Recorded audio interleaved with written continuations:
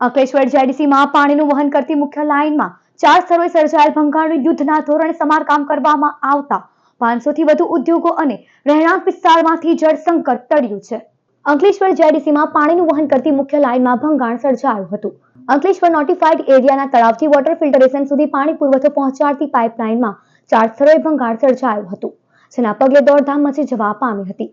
Notified area ઓથોરિટીની team દ્વારા તાત્કાલિક સમારકામ હાથ ધરવામાં આવ્યું હતું. મોડી રાત સુધી સમારકામ કરવામાં આવતા હવે અંકલેશ્વર જેડીસીના 500 થી વધુ ઉદ્યોગો અને રહેણાંક વિસ્તારમાંથી જળ સંકટ ટળ્યું છે.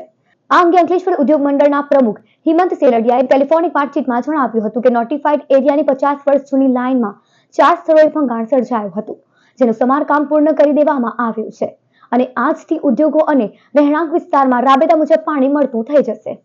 અંકલેશ્વર એસ્ટેટનું જે તળાવ છે એમાંથી મેઇન લાઇન 900 ડાયાની આવે છે, જે રિઝર્વોયરમાં જાય છે અને રિઝર્વોયરની બાજુમાં 900 ડાયાની લાઇનમાં ભંગાણ પડવાથી પાણીનો પુરવઠો 36 કલાક બંધ રહેલો છે.